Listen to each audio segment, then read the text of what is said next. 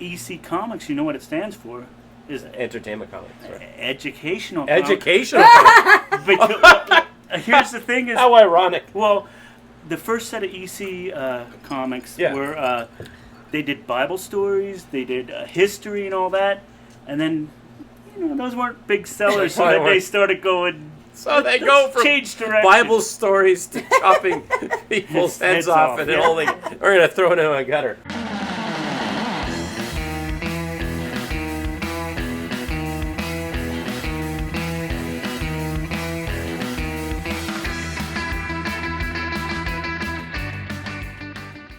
Hi everyone, this is Ray, or some of you might know me as Tiki With Ray, and today I am in Spokane, Washington. I am here at the what do you call your tiki? The frozen pineapple, although it's not quite frozen right now. The frozen pineapple, which is very ironic because it's like actually really, really hot in Spokane. It's like 100 degrees, or at least it feels that way. Yeah.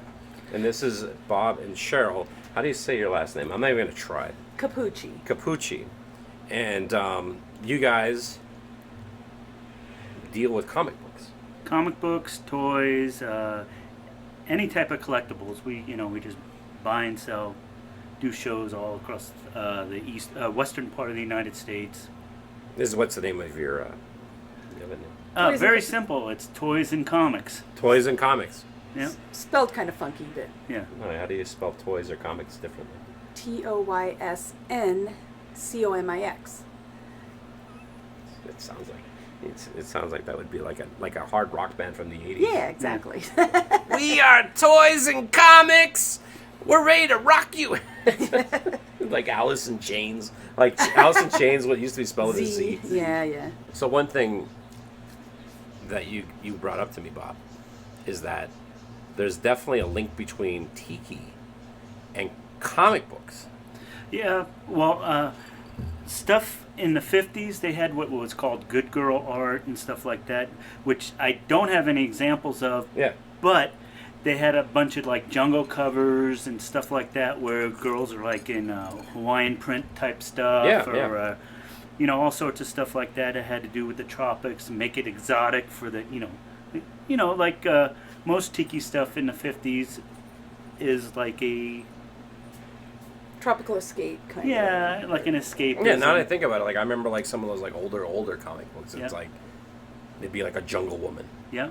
With the leopard print and stuff like that. Yep. So you're saying there was actually stuff where there was actually Polynesian style exotic. Yeah. For a part, yeah. If you look at it and if you go through Jungle Comics, that was actually is that what it's called? Jungle Comics, Sheena, and stuff like that. But yeah. Some of the older stuff like that. When these comic books are made, were these made for children? Yes, they were. Were they really? And actually... Mom, look at this! Actually, in the late 50s, I believe it was, some of the stuff got very horror. You think of Tales of the Crypt and stuff like that. But they had actual hearings in Congress and stuff, how comics were... creating juvenile delinquents and everything, and that's where they came up where they started censoring comics. The comic book code. Yeah, comic book code, exactly. No, I love those comics. Those are like my favorite comics, the EC comic books. Yeah, Tales from the Crypt and the Haunt of Fear. Oh, some of the stuff that they were like, they literally have like a guy with a hatchet and he's like chopping someone's head off. Yeah, very morbid. Yeah. Yeah, one of the ones they used in the actual hearing is they had a decapitated woman's head. The guy's holding it and gonna throw it down a manhole cover.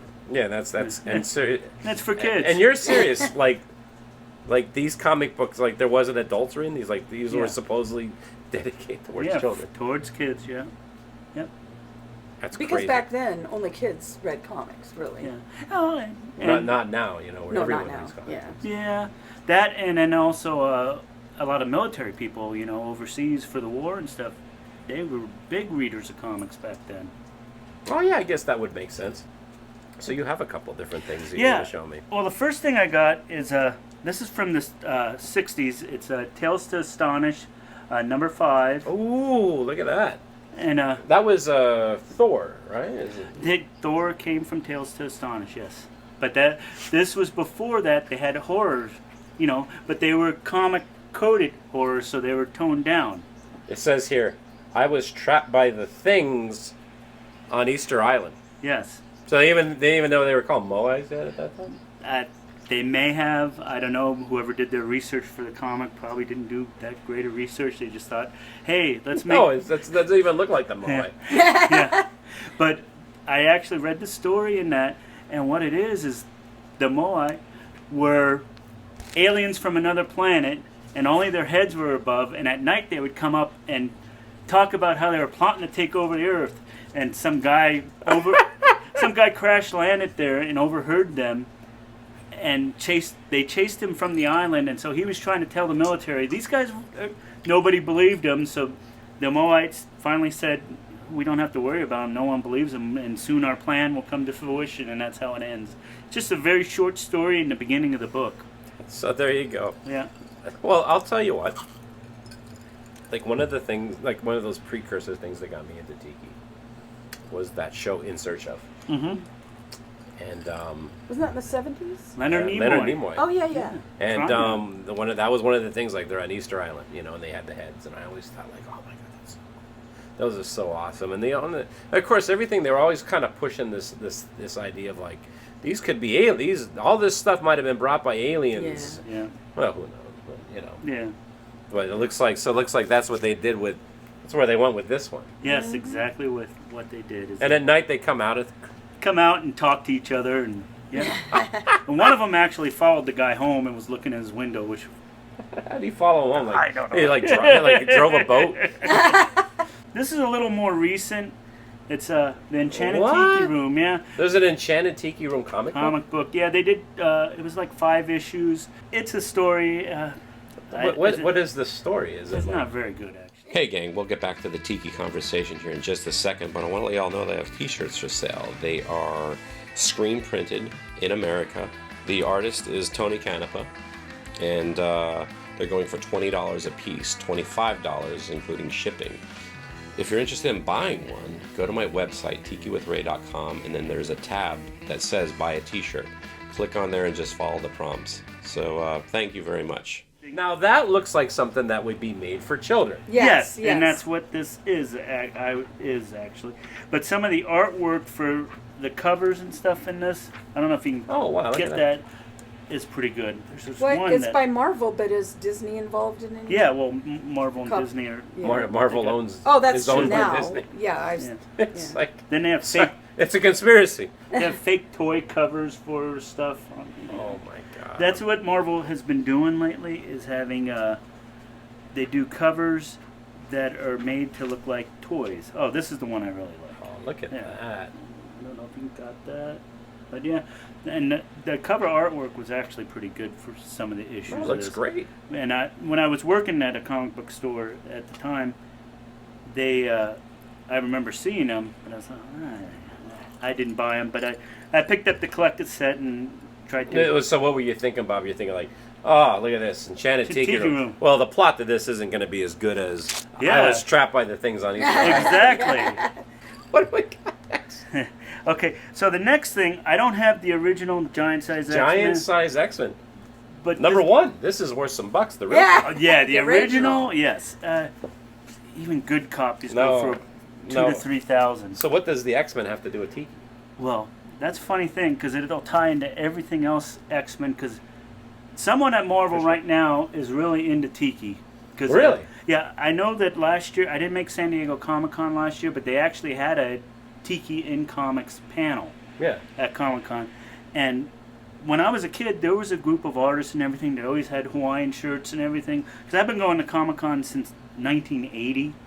And what was it like back in 1980? A lot smaller. Yeah.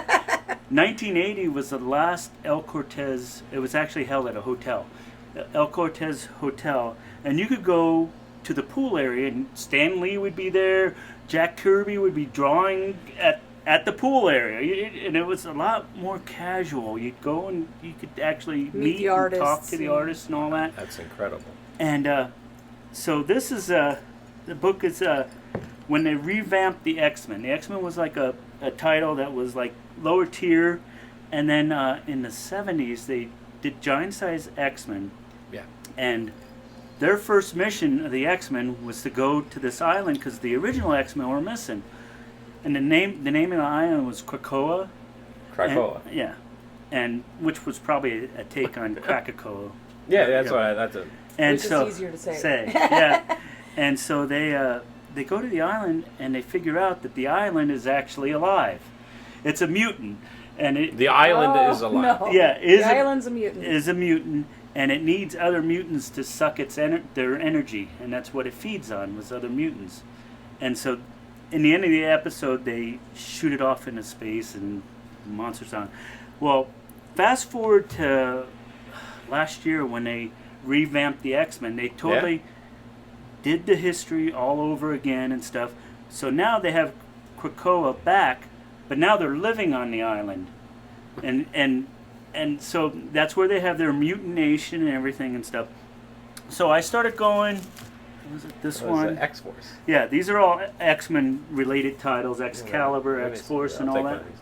So I go in and I start reading one of them, and they start talking. Well, we live on a tropical island. We need to put a tiki bar in. Oh, are you serious? Yes. They said we want to have it as a world-class destination. Tiki bar. Come to Krakoa, visit, go to the tiki bar. No, wait, hold on. Is Martin Kate one of the X-Men? I have no idea. Probably not. Then they said we wanted a world class. Yes, world-class tiki bar. And so I thought, that was just a one-off thing. But then it starts showing up. They keep mentioning it across books. So how's that tiki bar coming along? Exactly. Yeah. Oh, really? Yes, that's exactly what it is. And so blow it away. But with COVID, so comics are behind now. So I'm wondering how far advanced the storyline is. Maybe they made the tiki bar. Maybe there'll be a tiki. What a weird thing to like. Yeah, we got to go fight these villains. Yeah. But first, how's the tiki bar coming along? That was basically it. Oh my god, that's insane. Yeah. So evidently, someone at Marvel is a big tiki fan and is writing it into the books. No, I want to go to this tiki bar. Yeah. Exactly. I want to go to this world class tiki bar that the mutants that the X-Men created. Yeah, have a Mai Tai with Wolverine. Yeah, that'd be something. Yeah. What else we got? What do we got here? This is fascinating. These things, they're reprints that came out of a comic book? Not a comic book. Here's how to make a zombie, children. Yes, and that's what. And Shrunken Skull. Shrunken Skull. And this is pretty much. It is a 34 recipe. Yep. And it's legit. We just ended up framing them because they looked cool. Yeah, I got them. Hold on, let me see that one. There's a store in town. See, that looks like Trader Brandon from Disney. Look at that. There's a store in town, and he trades in comics and there's a collection of Shrunken Skulls. Yeah. He trades in comics and tiki stuff at the store in town. Yeah, the chick's nude there. Yeah, that's why I hide that one in the back so the kids come in the bar. And the zombie actually looks like the original. He looks like the lead singer from Fine Young Cannibals. Oh. This was a find at an estate sale here in Spokane. They had. See that? Yeah. Is that hand drawn? Yeah, it's hand drawn. And we dated. loved it because our pineapple theme for our bar. It's got a little pineapple in there. Did you draw this? No. It's we don't know when it's from. She was only in 1961. Oh, 61. There's a year on it. Oh. Yeah. So you were only 1 year old. Yeah, I was 1 year old, so I definitely did not draw that. It would have been amazing if you did though. Yeah. I never thought that there would have been a tiki and comic connection, but there definitely is. Yeah, and like I was saying, here in Spokane, we actually have a guy that has a store where he sells tiki mugs and comic books. Is the name of the store Tiki Mugs and Comic Books? No. it's Giant Nerd Bookstore, but yeah. Is that what it's called? Yeah, Giant Nerd, yeah. And he has. You guys are very literal here. You're very to the point. Yeah. You have to be in Spokane. Yeah. Toys and comics. So we're Giant Nerd. We're not real sophisticated. So I'm gonna open up a hamburger shop out here. You know what they call it? Hamburgers. Yeah. Hamburgers and fries. Cheryl has something. Oh yeah. We've been saving this till the end. Yes, I deal a lot with vintage toys, and I came across this in a crate. I stashed a bunch of stuff away, and number one, he's wearing a fez hat. What the hell is this? It's a mama monkey holding a baby, smoking a cigarette, and a corn cob. With a piece of corn. And the baby has cat whiskers and eyebrows. I can't really figure this out, but I think it was made for kids. Is it? Yeah, just like those. It It's was a squeaky yeah, toy. just like those EC comic books. Yeah. It's a squeaky toy. The squeaker doesn't work anymore, but Yeah. because it's old, it's probably from the 40s, I'd say, maybe 30s. I don't know. There's no A date on monkey it. with a fez on. What's going? I need to do an episode on like why do monkeys wear fezzes Well, why does and why do they smoke? Yeah. Doesn't this with a doesn't- baby? Doesn't the monkey know that smoking is bad for the teeth? Well, that's why it's got to be But old. the 'cause baby's got whiskers, which is kind of interesting. all my baby pictures has people standing around smoking. That was how it was in the well, 60s. Yeah, well, that's there you true. go. That is true. Well, I'll tell you what. Now I've seen some things that I never thought I'd see. Tiki's driven in comic books, and a monkey smoking a cigarette, holding a piece of corn, wearing a fez.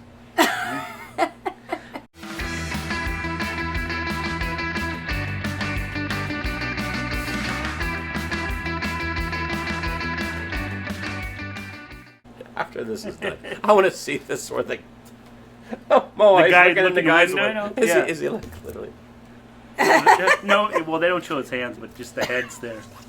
Going, yeah.